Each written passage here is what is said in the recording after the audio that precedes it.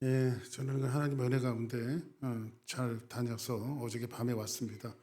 아, 라스베가스를 몇 번 가봤는데 여전히 라스베가스는 번창하더라고요. 뭐가 번창하냐면 건물도 번창하고 사람도 많아지고 죄도 번창하고 그래서 아, 뭐 세상의 죄의 문제는 하나님이 오셔야만 주님이 오셔야만 해결된다라고 하는 그런 생각을 해봤습니다.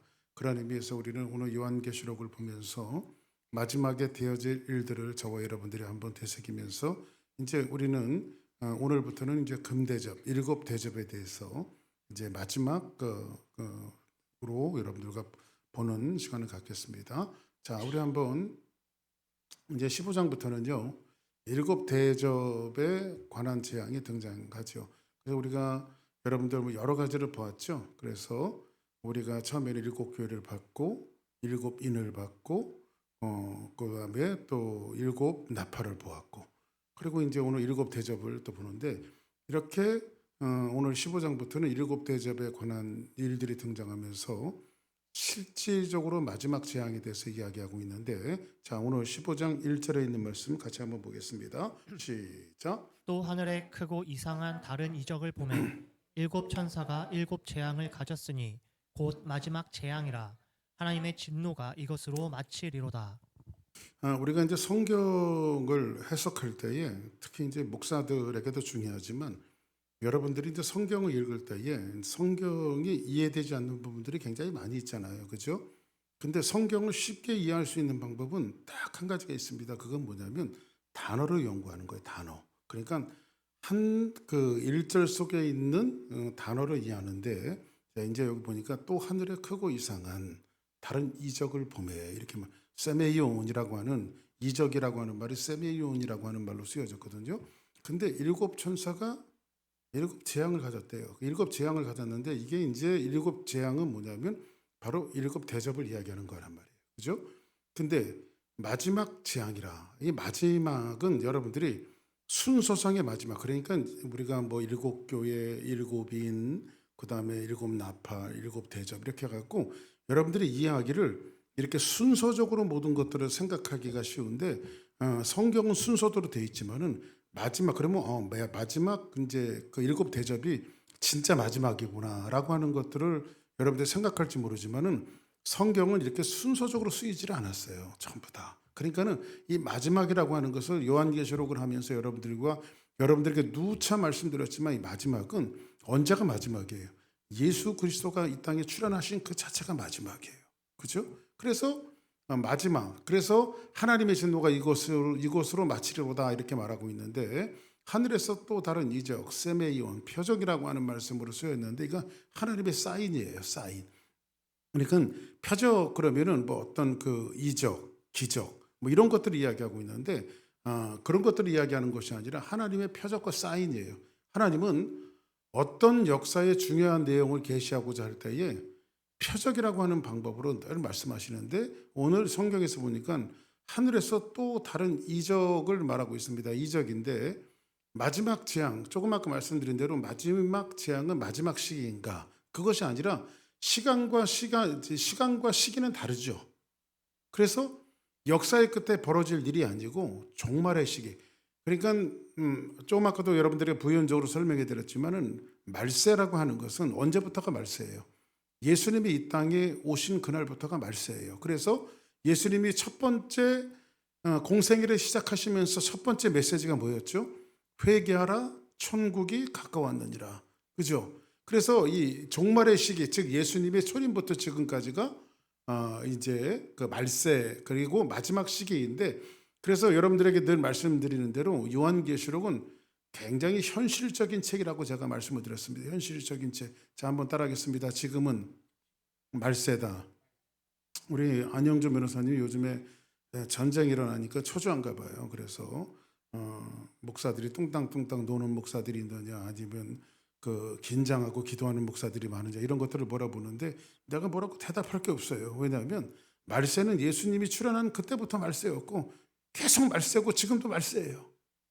그러니까 재앙의 시기를 우리는 말하고 있는데 자, 마친다라고 하는 말이 있어요. 마친다라고 하는 것은 끝난다라고 하는 의미가 아니라 드디어 완성이 된다. 그러니까 여러분들, 하나님의 마지막은 재앙으로 끝이 나는 것이 아니라 하나님의 완성이에요. 자, 보세요. 예수님이 이 땅에 오셨잖아요. 초림하셨잖아요. 그리고 십자가에 못 박혀 돌아가신 그 자체가 끝이 아니죠. 뭐로 완성하시죠? 부활로 완성하시는 거예요. 부활로. 그리고 부활의 완성뿐만 아니라 다시 하늘에 오르사 전능하신 하나님 우편에 앉아 계시다가 사도신경을 보면 저리로서 산 자와 죽은 자를 심판하러 오시리라. 그러면 맨 마지막에 예수 그리스도께서는 심판으로 끝나는 것이 아니라 완성으로 끝난다는 거예요. 그러니까 여러분들, 우리가 성경을 볼 때에 항상 초조한 관점으로 세상이 어떻게 마지막에 되어질 건가를 생각하는 것이 아니라 예수 그리스도께서 어떻게 마지막을 아름답게 완성하실 것인가에 대한 초점을 맞춰야 된다는 거예요. 그래서 우리가 요한계시록을 이제 혹자들이 또 다른 목사님들이 강의할 때에 굉장히 공갈성이고 협박적이고, 여러분들 교회라고 하는 것이 그래요. 여러분들, 이 설교자로 있었을 때에 설교자가 까딱 잘못하면 사람들이 협박할 수가 있거든요. 근데 예수님은 그 어디에도 말씀을 증거하면서 사람을 협박하신 적이 없어요. 항상 예수님의 메시지와 예수님의 사역의 관점은 완성이라고 하는 관점에서 항상 설교가 쓰여졌단 말이에요. 하나님의 말씀, 예수님의 사역도 마찬가지고요. 그러면 우리 주사랑교회는 어디로 가고 있는가? 하나님의 완성을 위해서 가고 있는 거예요. 하나님의 완성을 위해서. 자, 그러면 하나님께서 전 역사를 통해서 진행되어 오던 일들이 결국은 일곱 교회의 모습을 나타내고 일곱인 재앙과 그 다음에 일곱 나팔의 재앙과 일곱 대제업의 재앙과 이런 것들을 통해서 불이라고 하는 것은 여러분들 뭘 가리키죠? 불이라고 하는 것은 심판을 상징하잖아요. 그렇죠? 그러니까는 하나님의 심판을 통해서 의로운 자는 완성시키는 거죠. 늘 말씀드리지만 예수님께서 십자가에 못 박혀 돌아가셨어요. 그러면 어떤 예수님의 양편에 두 강도가 있었죠. 그렇죠? 한편 오른편 강도와 왼편, 속칭 오른편 강도와 속칭 왼편 강도가 있었단 말이에요. 근데 예수님이 십자가에 달리신 사건을 통해서 양편 강도는 극명하게 달라지죠. 똑같이 죽음의 위기 속에서 하나는 예수님을 비방하고 지옥을 가고, 하나는 똑같은 죄를 짓지만은 당신의 나라에 이르실 때 나를 기억하소서라고 하는 고백 한마디로 천국에 가는. 그러니까는 예수님의 그 십자가에 달리신 것 자체가 어떤 얘기는 종말이지만은 어떤 얘기는 낙원이 허락되어지는, 천국이 허락되어지는 이 놀라운 역사가 있단 말이죠. 그러면 저와 여러분들이 예수 그리스도를 영접하고 하나님의 자녀라고 하면 이런 말씀, 심판에 대한 이야기가 나오고 불의 심판에 대한 이야기가 나오고 마지막 마지막 정말 우리가 생각해도 아찔한 이러한 그 심판에 대한 이야기가 나오면 나올수록 우리는 뭘 받아야 되죠? 마지막 그리스도께서 완성하실 그 승리의 감격과 감동이 있어야 되겠죠, 우리에게는. 그렇죠? 왜냐하면 우리에게는 심판이 없으니까. 아멘입니까? 자, 그러면 그런 관점에서 다시 한번 1절 한번 봅시다. 시작. 또 하늘에 크고 이상한 다른 이적을 보매 일곱 천사가 일곱 재앙을 가졌으니 곧 마지막 재앙이라. 하나님의 진노가 이것을 마치리로다 라고 성경은 말합니다. 자, 그러면 다시 한번 봅시다. 하늘에서 크고 이상한 세메이온, 다른 사인이 있는데 일곱 천사가 있어요. 근데 일곱 천사가 뭘 가졌어요? 재앙을 가졌어요. 재앙. 근데 곧 마지막 재앙이라. 하나님의 진노가 이것으로서 뭐예요? 마친다 라고 하는 말은 다른 말로 뭐예요? 완성되어진다. 할렐루야. 완성되어진다. 자, 그러면 2절 한번 봅시다. 시작. 또 내가 보니 불이 섞인 유리바다 같은 것이 있고 짐승과 그의 우상과 그의 이름의 수를 이기고 벗어난 자들이 유리바다 가에 서서 하나님의 검은고를 가지고. 자, 보세요. 내가 또 보니 불이 섞인 유리바다 같은 것이 있어요. 자, 그러면 이게 은유적 표현인데, 상징적인 표현인데, 불이 섞여 있어요. 불이. 자, 불이. 아까 불은 뭐를 말씀드렸죠? 심판이라고 말씀드렸잖아요. 근데 불이 섞인 유리바다가 있을까요? 유리바다에 다이빙하면 어떻게 될까요? 머리가 깨지겠죠. 근데 불이 섞인 유리바다가 있는데, 그러니까 바다가 있는데 이글이글 거리는 거예요. 이렇게요. 그런 거 상징적으로 말씀해 주는 건데, 짐승과 그의 우상과 그의 이름의 수를 이기고 벗어난 자들이. 자 보세요. 여기 짐승이 나오고, 짐승은 뭐죠? 우리가 지지난번에 14장에서 여러분들과 말했던 666 짐승의 숫자를 가진 자들, 그죠? 그 짐승과 그의 우상과 그 이름의 수를 이기고 벗어난 자들. 그러니까는 세상의 유혹과 그 다음에 세상의 우상과 또한 그 사단의 이름의 수를 뭐하고 이기고 벗어난 자들. 그럼 우리는 어떤 사람들입니까? 이곳에 앉아 있는 저와 여러분들은 짐승을 이기고 우상을 이기고 그 이름의 수를 이기고 벗어난 자들이란 말이에요, 우리가. 근데 우리가 그 자들이 유리 바닷가에 서서 하나님의 검은고를 가졌더라, 이렇게 말합니다. 이 검은고는 뭐 할 때 쓰는 거죠? 악기잖아요. 찬양할 때 쓰는 거잖아요. 그죠? 찬양할 때. 노래할 때 쓰는 거잖아요. 검은고가. 그죠? 자, 그러면 이게 뭐냐면, 불이 섞인 유리바다, 짐승에서는 666이고 건너쪽에서 유리바다에서 검은고를 가지고 지금 있어요. 뭐 하려고? 노래를 하려고. 자, 그러면 자 보세요. 저쪽에 이제 그 노래를 하려고 있는데, 하나님의 종 모세의 노래, 어린 양의 노래를 불러 이르되 주 하나님 곧 전능하신 이시여 하시는 일이 크고 놀라우시도다. 만군의 왕이시여 주의 길이 의롭고 참되시도다 말합니다. 자, 그러면 여기서 여러분들 성경에서 제일 처음에 바다라고 하는 것들을 명명할 때에 가장 인상 깊게 구약성경에서 나타나는 게 뭐죠? 그리고 여러분, 홍해바다라고 하는 게 붉은 바다라고 하는 뜻도 있거든요. 그러니까는 홍해바다를 가리키는데, 홍해바다는 이스라엘 민족들이 저 애굽에서 뭐를 이기고 짐승을 이기고 우상을 이기고 그리고 사단에 놓여 있던 그것을 이기고 하나님의 결정적인 은혜로 말미암아 그들이 구원을 받고 지금 어디를 건너가죠? 홍해바다를 건너가잖아요. 그렇죠? 근데 저쪽에서 지금 뭐를 갖고 기다리는, 검은 고를 타고 찬양을 하는데, 홍해바다를 건너고 나서 제일 먼저 있었던 사건이 뭐죠? 바로 성경에 보면 미리암의 노래가 있어요. 미리암의 노래. 근데 그 미리암의 노래를 축약해서 설명하면, 여기 요한계시록에는 모세의 노래, 어린 양의 노래를 불러 이렇게 미리암이 이렇게 이야기합니다. 그걸 미리암의 노래를 축소해서 말하면 이겁니다. 주 하나님은 전능하신 이시오. 하나님은 전능하시다. 한번 따라하겠습니다. 하나님은 전능하시다. 여러분들, 이 말씀 속에 굉장히 우리의 신앙과 믿음이 녹아져 있어야 돼요. 우리는 여러분들과 저의 어떤 삶을 살아가다 보면 하나님이 전능하지가 않아요. 근데 하나님은 전능하시거든요. 우리의 삶을 구석구석 간섭하시며 인도하시는 그 하나님께서 전능하신 하나님이에요. 그래서 이들은 노래를 부르는데 지금 어떻게 말합니까? 이스라엘 민족들이, 잡으세요. 이스라엘 민족들이 430년 동안 애굽에서 종살이를 하다가 하나님께서 한 인재와 하나님의 사자를 길러내시는데, 모세를 길러내시고 모세를 애굽 왕 바로에게 보내서 이스라엘 민족들의 10가지 재앙을 쏟아서 그들을 구원해내십니다. 근데 마지막 구원이 뭐죠? 유월절 어린 양은 누구를 가리키는 거예요? 앞으로 오실 예수 그리스도를 상징적으로 보여주는 거란 말이에요. 그죠? 그러니까 유월했다라고 하는 것은 뭐냐면, 죄가 넘어갔다, 패스오버했다는 거예요. 패스오버했다는 거예요. 응? 6월달이라고 하는 소리가 아니라 패스오버, 유월했다는 거예요. 패스오버. 응?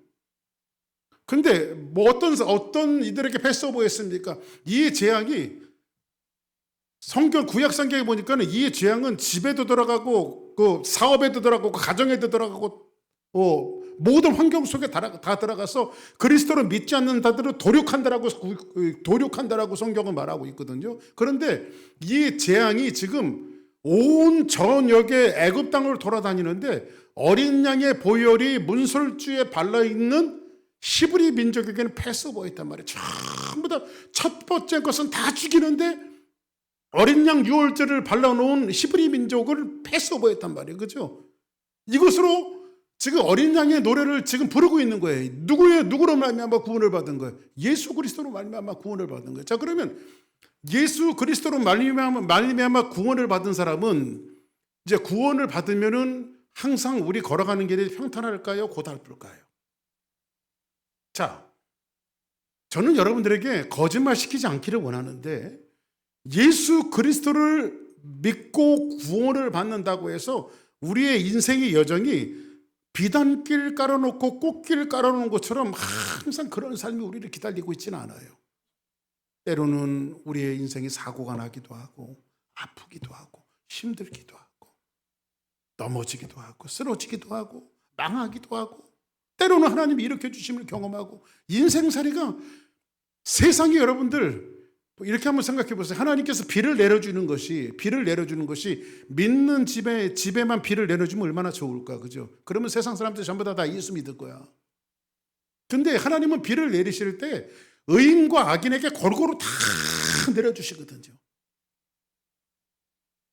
모든 것들, 해와 달과 별들이 모든 만인에게 골고루 내려주시는 것처럼 모든 예수 믿는 사람들도 고난의 고비를 넘어갈 때도 있고 어려움을 당할 때도 있고 시련을 당할 때도 있지만 하나님께서 결정적으로 우리들이 구원이라고 하는 명제를 가지고 우리의 맞닥뜨리는 어떤 삶 속에서 하나님을 전능하신 하나님으로 믿고 하나님을 고백하는 사람들에게는 검은 고를 타며 또 이 두 번째 구원의 노래를 부를 수 있는 놀라운 축복의 길들을 하나님께서 그렇게 여신다는 거예요. 그래서 우리가 신앙생활이라고 하는 것들이 필요한데 그래서 우리가 왜 기도해야 하느냐? 여러분 응답이라고 하는 것이 똑같이 주어지지만요. 기도에서 응답을 받은 사람은 이걸 하나님이 하신 일들이에요. 그러나 기도하지 않고 모든 일들이 풀려진 사람은 재수가 좋아서 된 거란 말이에요. 그래서 오늘 성경은 어린 양의 노래를 불러 이 구원하신 그 하나님의 노래를 불러 지금 앞에는 홍해바다가 가로막고 있습니다. 뒤에는 애굽의 군사들이 쫓아오고 있습니다. 앞으로 가지도 못하고 뒤로 물러나지도 못하는 상황 속에서 모세는 뭐라고 이야기하죠? 이스라엘 민족에게 오늘 하나님께서 너희를 향하신 구원을 봐라 이렇게 말합니다. 그리고 지팡이를 들어 홍해를 갈랐을 때에 마른 땅처럼 그들이 걸어서 건너는 놀라운 축복이 열려지고 이스라엘 민족에게는 홍해가 구원의 통로였지만은 그들을 쫓아오는 애굽에게는 그 홍해가 어떻게 해요? 사망의 물줄기였단 말이죠. 이렇게 믿는 자와 믿지 않는 자가 극명하게 갈라지는 것은 결정적인 순간 속에서 하나님이 우리의 삶 속에서 열어주시는 놀라운 신앙인들의 삶 속에서 열어주시는 놀라운 구원의 역사들을 그렇게 보여주고 있단 말이에요. 이렇게 홍해바다를 건넌 사람들이 광야 40년을 지날 때에 그들이 동풍의 돛담 배처럼 순탄하게 걸어갔나요? 순탄하게 흘러간다요? 그렇지 않죠. 홍해를 건너자마자 이스라엘 민족들이 검은 고를 치고 소고를 치고 하나님을 찬양하고 하나님의 구원을 노래하고 홍해를 건너게 하신 이 놀라운 축복을 노래하고 난 이후에 그들이 얼마 못 가서 그들이 뭐 때문에 원망합니까? 만나 때문에, 먹을 것 때문에 원망하고 그리고 또 맞닥뜨리는 것은 뭡니까? 광야에는 사람들이 없는 줄 알았어요. 근데 광야를 지키는 군인들이 있는데 아말렉을 처음에 만나죠. 아말렉을. 그래서 아말렉과의 전쟁이 막 이루어집니다. 아말렉과의 전쟁. 이런 전쟁 속에서 그 유명한 대목이 나오지 않습니까? 모세가 산꼭대기에 올라가서 손을 들었더니 이스라엘이 이기고 모세의 손이 내려오면 아말렉이 이기고, 그죠? 그래서 아론과 울이 그 손을 붙들어서 해가 지도록 내려오지 않는 모세의 손을 통해서 결국은 누가 이깁니까? 이스라엘 민족이 이기잖아요. 근데 아말렉과의 전쟁 속에서 이스라엘 민족이 이기죠. 이기는데도 불구하고 성경은 뭐라고 말하냐면 내가 아말렉과 대대로 싸우리로다. 분명히 광야에서의 전쟁은 아말렉에서의 전쟁은 이스라엘 민족이 이겼음에도 불구하고 하나님은 이 싸움을 계속 대를 이어가면서 싸울 것이라고 말하고 있어요. 왜 대를 이어가면서 싸우는지 아십니까? 구원받은 사람에게 아말렉처럼 구원을 태클을 걸고 들어오는 역사들은 우리 삶 속에서 많이 있단 말이에요. 어떤 사람은 건강을 쳐서 하나님을 떠나게 만들고요. 어떤 사람은 하던 일이 안 돼서 하나님을 떠나게 만들고요. 어떤 사람은 이제 아말렉처럼 다가오는 많은 요소들이 우리 구원받은 사람들과 맞닥뜨리는 일들이 우리 삶 속에서 얼마든지 많이 있다라고 하는 거예요. 그때 우리는 신앙생활이라고 하는 것은 이 싸움을 싸워나가는 거란 말이에요. 이번에도 그 라스베가스 가서 한 70명 정도 목사님 사모님들이 오셨는데 제가 이제 저녁 집회를 인도를 했습니다. 그런데 거기는 정말 척박하고 힘들고 어렵게 뭐 저는 너무 감사했던 게 우리는 그래도 괜찮은 거더라고 보니까. 저 디트로이트에서 그 목회 조그만 교회가 갖고 목회하는 목사님 젊은 사람들이에요. 앞이 창창한 젊은 사람들이에요. 제가 봐도 탐날 정도로 이 목사님 사모님이 괜찮아. 40대 초반인데 그 뭐가 부족해갖고 저 디트로이트 산골짜기에 들어가서 목회는 안 하는지 거기서 7년 동안 30대 들어가갖고 7년 동안 거기서 교인들 몇 명 안 되는 교인들하고 거기서 목회를 하고 있는 거예요. 그래서 바깥에 나들이를 7년 만에 처음 했대요. 7년 만에. 아무 데도 가지 못하고 7년 만에 처음 비행기 타고 온 거예요. 거기를. 시간마다 감격해서 눈물 흘리면서 울고 기도하고. 그래서 제가 그런 말씀 드렸습니다. 하나님은 우리가 걸어가는 모든 일들을 다 기억하고 계시고 언제건 하나님의 이그젝 타임이 되면 반드시 우리를 축복할 것이라고 하는 그 메시지를 줬더니 그 사모님이 앞에서 우시는 거예요. 30대 30 사모님은 30도 안 됐어 보니까. 그 사모님이 맨 앞에서 울면서 하면서. 여러분들 목회도 그런 싸움이고요. 우리가 걸어가는 성도들의 싸움도 그런 싸움이에요. 한 번씩 우리가 획가닥 해갖고요. 안 하고 싶고 내려놓고 싶고 떠나고 싶고. 제가 여러분들 목회 36년 동안 하면서 저도 왜 그런 일이 없었겠습니까? 떠나고 싶을 때도 있었고 목회를 내려놓고 싶을 때도 있었고 안 하고 싶을 때도 있었고 떠나고 싶을 때도 있었고 이런 일들이 있지만 그거를 이기고 여기까지 오는 거예요. 여기까지. 그러면 그 하나님께서 왜 여기까지 왔냐면요. 중간중간 하나님께서 나로 하여금 어린 양의 노래를 부르게 하시고 모세의 노래를 부르게 하셨다. 이기게 하시는 거 하나님의 은혜. 하나님은 전능하신 하나님이시요. 하시는 일이 크고 놀라우시도다. 만국의 왕이시여 주의 길은 의롭고 참되시도다라고 말합니다. 모세의 노래와 어린 양의 노래. 모세의 노래. 모세의 노래는 뭐예요? 승리를 주신 하나님을 찬양하고 어린 양의 노래는 뭐예요? 구원을 주신 하나님을 찬양하고. 아멘. 4절 한번 보겠습니다. 시작. 여호와하지 아니하며 영화롭게 하지 아니하오리이까 오직 주만 거룩하시니이다. 주의 의로우신 일이 나타냈음에 만국이 와서 주께 경배하리이다. 누가 주의 이름을 두려워하지 아니하며 영화롭게 하지 아니하오리까. 여러분들 우리는 하나님을 너무 가소평가하고 살아요. 한번 따라하겠습니다. 하나님은 두 눈 시퍼렇게 뜨고 살아계신다. 할렐루야. 하나님 살아계세요. 저는요 우리 주사랑교회도 두 눈 시퍼렇게 뜨고 살아계신 하나님께서 역사하실 거라고 믿어요. 저는요. 아멘. 진짜 역사하실 거라고 믿어요. 우리 교회가 정말 하나님의 은혜 가운데 바르게 가고 있어요. 저는 그렇게 진단하고 있어요. 바르게 가고 있어요. 언젠가는 하나님께서 우리 교회를 통해서 역사하실 거예요. 우리가 이 믿음과 이 신앙이 흩어지지 아니하면 하나님께서 우리 교회를 통해서 역사하실 거예요. 아멘. 오직 주만 거룩하시니이다. 주의 의로우신 일이 나타났으며 하나님의 의로우신 일이 나타날 것이고 만국이 와서 주께 경배하리이다. 홍해를 건넌 후에 그들은 하나님을 찬양하죠. 그리고 하나님을 노래하는 놀라운 역사들이 벌어집니다. 430년 동안 노예했던 그들을 하나님의 노래를 부르게 하시는 놀라운 장면들, 성도들에게 결정적으로 요구되는 신앙의 덕목은 뭐예요?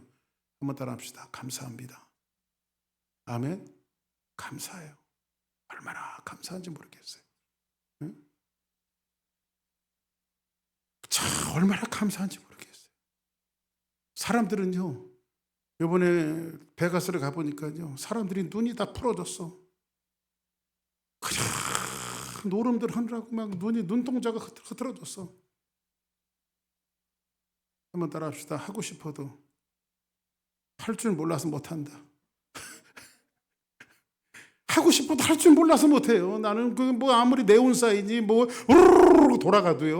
뭐 소리 내면서 우르르르 돌아가도요. 뭐 할 줄 알아야 하지. 그러니까 저한테는 그림의 떡이에요. 그게 다. 그림의 떡이야. 얼마나 감사해요. 할 줄 모르니까. 아멘. 그런 거 할 줄 모르는 게 우리가 얼마나 감사한 일이야. 할 줄 알면 여기 레이 찰스 갈 텐데. 누이제나까지 뭐 제가 그 누이제나 거기도 한번 가본 적이 있어요. 저 버먼트 교회에서 목사 시치한다 그래, 집사 시치한다 그래갖고 시치해달라 그래서 식사 대접을 거기 식당에서 해갖고 거기 식당을 가본 적이 있는데요. 파킹장을 거쳐서 가는데 전부 다 텍사스 라이센스 플레이스야. 누이제나 사람들 별로 없어. 그냥 텍사스 사람들이 누이제나까지 가갖고 막 맨날 도박하고 노름하는 거야. 한번 따라하겠습니다. 감사하다. 감사하다. 할 줄 몰라서. 할렐루야. 자, 5절 한번 보겠습니다. 시작. 또 2일 후에 내가 보니 하늘의 증거 장막이 성전에서 열리. 자, 보세요. 2일 후에 또 내가 보니 하늘의 증거 장막은 하나님의 지성소를 이야기해. 하늘의 그 지성소를 이야기해. 그러니까 지성소에는 뭐가 있죠, 여러분들? 지성소에는 뭐가 있어요? 법궤가 있잖아요. 그렇죠? 하나님의 법궤. 늘 말씀드리죠. 하나님의 법궤 속에는 세 가지가 들어가 있어요. 하나는 뭐예요? 십계명. 이 십계명이 첫 번째 십계명이 두 번째 십계명이 두 번째 받은 십계명이잖아요. 왜냐하면 첫 번째 받은 십계명은 모세가 십계명을 받고 내려오니까 이스라엘 민족이 금송아지를 만들어 놓고 우상 노름을 하고 있었다고. 그래서 그것을 깨부셨단 말이에요. 그래서 두 번째 받아 갖고 온 십계명을 하나님의 법궤에 놨단 말이에요. 이건 뭐예요? 첫 번째 이 십계명 법궤 안에 있는 십계명이 증거하고 있는 것은 뭐냐면 우리는 우상 숭배한 사람입니다. 이걸 증거해 주는 거예요. 우리는 우상 숭배한 사람입니다. 두 번째는 뭐예요? 만나가 들은 도랑어리. 만나는 어떻게 해서 나타난 겁니까? 하나님이 축복하셔서 하늘의 양식을 내려주신 것도 맞지만은 만나의 대가는 이스라엘 민족이 먹을 것이 없다고 하나님을 원망하고 모세를 원망한 대가로 하나님이 하늘의 양식을 계속 내려주신 것이 만나란 말이에요. 그러면 법궤 안에 있는 만나는 뭘까요? 우리는 하나님을 원망한 사람입니다. 그죠? 원망한 사람입니다. 또 하나 뭐예요? 아론의 상난지팡이. 아론의 상난지팡이는 뭐예요? 반역이죠. 고라자손의 반역이잖아요. 그 기적으로 하나님이 아론의 쌍난지팡이를 주신 거 아니에요. 그러니까는 이 법궤 속의 세 가지는 뭐냐면 반역의 죄와 원망의 죄와 우상숭배의 죄, 죄가 총체적으로 녹아져 있는 것을 그것 하나님의 지성소에 놓아놨단 말이에요. 법궤를. 그래서 그 지붕을 시은자라고 해갖고 지붕을 만들어놨는데 시은자라고 하는 그 은혜가 베풀어진 자리란 말이에요. 거기에다가 제사장은 항상 어린 양의 보혈을 갖고 와서 그 지붕에 부었다고. 왜냐하면 반역의 죄와 원망의 죄와 우상숭배의 죄를 그렇게 하면서 용서받은 거란 말이에요. 그게 여러분들 아무리 목사가 잘나고 아무리 깨끗하게 사고 아무리 고기롭게 살아간다 할지라도 아무리 그렇게 살아간다 할지라도 다 죄인이에요 우리가. 아멘. 여러분 우상 숭배 안 하고 사는 것 같아요 여러분들이? 아무리 고기롭게 살아가도 우상 숭배 안 하고 사는 것 같아요. 우상의 정의가 뭡니까? 하나님보다 더 사랑하는 게 우상이 아니겠어요? 제 첫 번째 계명이 뭐예요? 나 위에 다른 신을 두지 말아라. 팀 켈러 목사님이 쓴 책 중에 내가 만든 신이라고 하는 그 책이 있어요. 그 책을요 저는 단숨에 읽었어요. 막 그 뒷장이 너무너무 궁금해갖고 계속 읽었어요. 제 알라딘 온라인 서적에 계속 어떨 때는 그 설교 내용이 너무너무 좋아갖고요 그걸 읽고 또 읽고 읽고 또 읽고 그래요 제가. 근데 팀 켈러 목사님이 내가 만든 신이라고 하는 이 책을 보면요 우리가 얼마나 하나님 앞에 우상을 숭배하고 사는 사람입니까? 우리의 마음을 하나님으로부터 빼앗아가는 요소들이 얼마나 세상에 많이 있습니까? 그렇죠?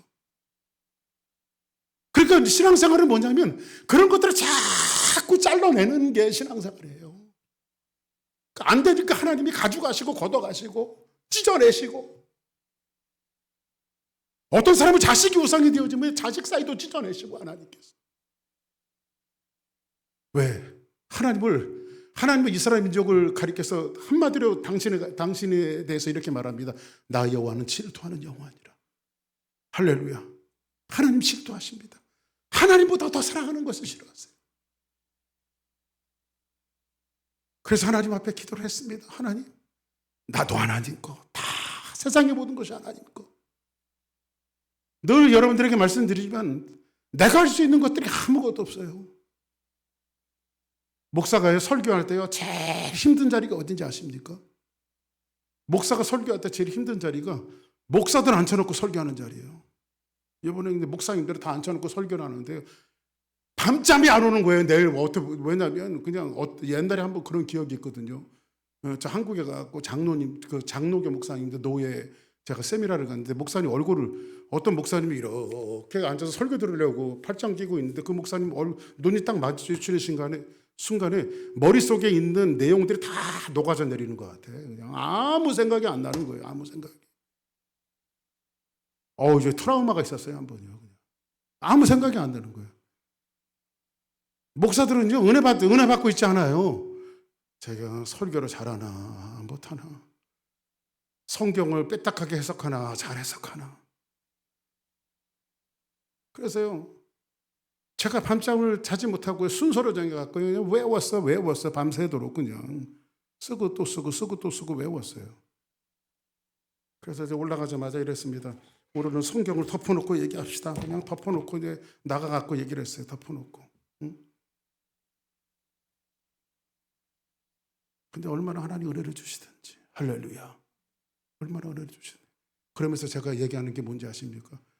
하나님, 나는 아무것도 할 수 없어요. 나는 죄인이고 나는 부족하고 나는 연약하고 잘난 구석이라고 하나도 없고, 저는 선천적으로 말을 잘하는 사람이 아니에요. 원래요. 말을 잘 못해요. 제가요. 이 말 못하는 것들을요 좀 이겨내기 위해서 얼마나 많이 연습을 했는지 몰라요. 연습도 많이 했어요. 저는요 진짜. 산에 올라가고 소나무들이 다 교인들이라고 생각했어요. 그냥. 그래서 소나무 발로 치면서 아멘 해 막 그러면서 그냥 제가 그렇게 막 설교 연습을 했단 말이에요. 그냥 잘난 구석도 없고 말도 잘 못하고. 그래서 요즘 늘 하나님 앞에 교회 주일날 쓸 때도 마찬가지고 말씀을 증거할 때도 제가 늘 하나님 앞에 드리는 기도는, 하나님, 나는 아무것도 아닙니다. 나는 하나님 앞에 무익한 존재고 나는 부족합니다. 하나님이 저를 쓰셔야 합니다. 이게 제 절규하듯이 하나님 앞에 내리는 기도거든요. 드리는 기도거든요. 성경을 봤으면 저만큼 많이 본 사람이 있을까요? 성경을 연구했으면 우리 교회에서 저만큼 많이 연구한 사람이 있을까요? 그런데도 불구하고 이 하나님의 말씀에 대해서 저는 다 알지 못해요. 제일 부담스러운 사람이 누군지 아십니까? 목사님, 성경에 이런 내용이 있는데 어떻게 생각하십니까? 나도 연구할 시간을 줘야지. 그렇게 덮어놓고 물어보면 어떡해요? 근데 저는 그냥 괜히 아는 척하고 싶지도 않습니다. 하나님 말씀이 그렇게 깊고 넓어요. 하나님 말씀이 그렇게 깊고 넓기 때문에 속단하면서 얘기하고 싶지도 않고 아는 척하면서 얘기하고 싶지도 않고. 이후에 내가 보니 하늘에서 그 증거 장막이 성전이 내려와요. 증거 장막에 있는 그 법궤는 우리가 죄인이라고 하는 거예요. 죄인인 인생에 어린 양의 보혈이 흐르고 뿌려질 때에 우리는 용서함 받을 수 있고 은혜를 입을 수 있는 거예요. 할렐루야. 지성소에 담겨진 법궤, 이것을 제가 말씀드렸죠. 7절 한번 볼까요? 시작. 나가 영원토록 살아계신 하나님의 진도를 가득히 담은 금 대접 7을 그 7 천사들에게 주니. 살아계신 하나님의 진도를 담은 금 대접 7을 줘요. 이제 다음 주부터 7 대접에 대해서 이야기하는데 8절 볼까요? 시작. 하나님의 영광과 능력으로 말미암아 성전에 연기가 가득 차매 7 천사의 7 재앙이 마치기까지는 성전에 능히 들어갈 자가 없더라. 할렐루야. 그러니까 이 재앙이 마치기 전까지는 성전에 능히 들어갈 자가 없다라고 말합니다. 금 대접은 마지막 날에, 즉 역사의 끝에 결승에서 쏟아질 것이라고 말씀하는 것이 아니다. 말씀드렸죠. 그런 것이 아니고 마지막 때 7 대접에서 쏟아지는 진노는 유리 바닷가가 아닌 저쪽에 서서 그쪽의 삶의 원리로 살아가던 사람들이 있잖아요. 잘못된 삶의 원리로 살아가는 사람들, 이미 진노를 받았다는 이야기예요. 그죠? 그 늘 여러분들에게 말씀드리잖아요. 예수님의 그 십자가 자체가 여러분들 우리에게는 구원의 표상이지만요, 안 믿는 자들에게는 결국 그 십자가가 그들에게 심판이란 말이에요. 어떤 얘기는 십자가가 구원이지만 어떤 얘기는 심판이란 말이에요.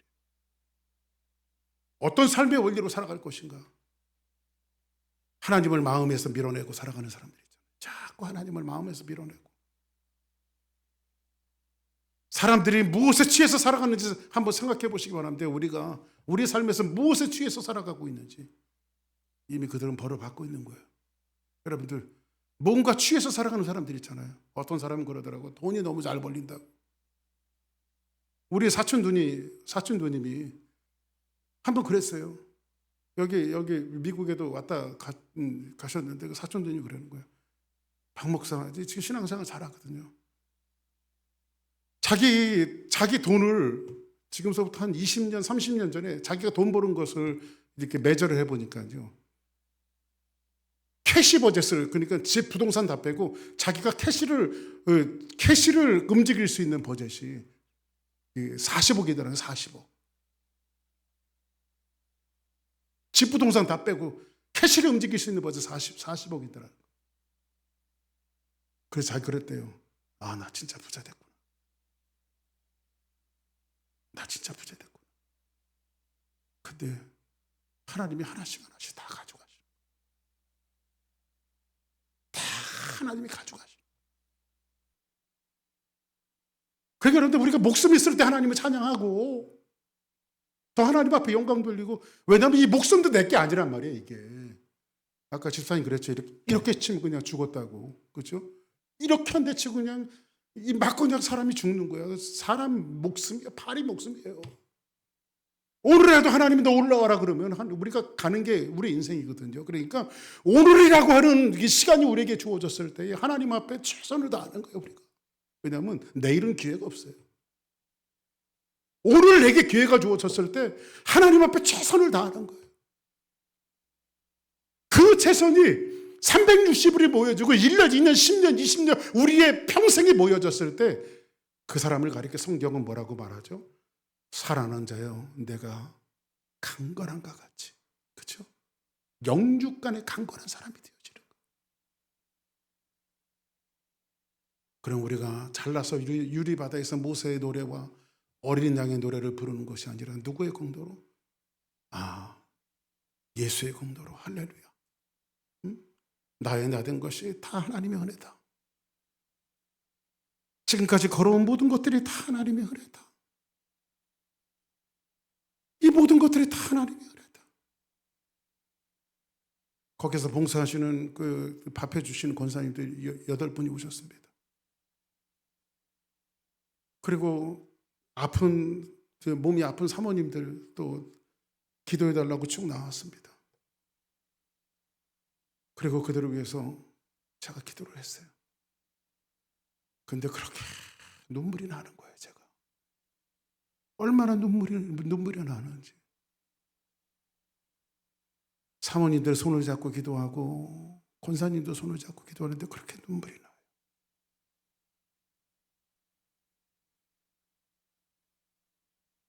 그때 하나님께서 제 마음속에 주신 것은, 나의 나든 것은 하나님의 은혜로다. 하나님 앞에 감사하는 거. 할렐루야. 우리가 하나님 빼놓고 뭘 설명할 수 있겠어요? 잘난 체 할 필요도 없고. 진짜 힘든 사람이 누군지 아십니까? 자기가 잘 살아가고 있다고 생각하는 사람이 제일 문제예요.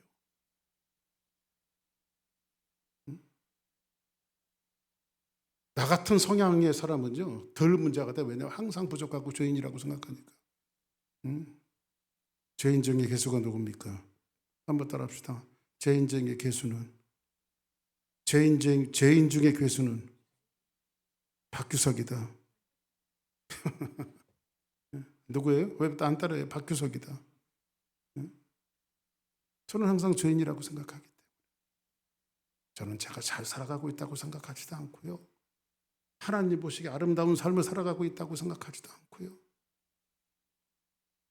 그냥 눈이 늘 사팔이 돼갖고 한쪽 눈은 세상을 바라보고 한쪽 눈은 주님 떠날 수 없어 한쪽 눈 보니까 자꾸 눈이 사팔이 되어져 가는 거예요.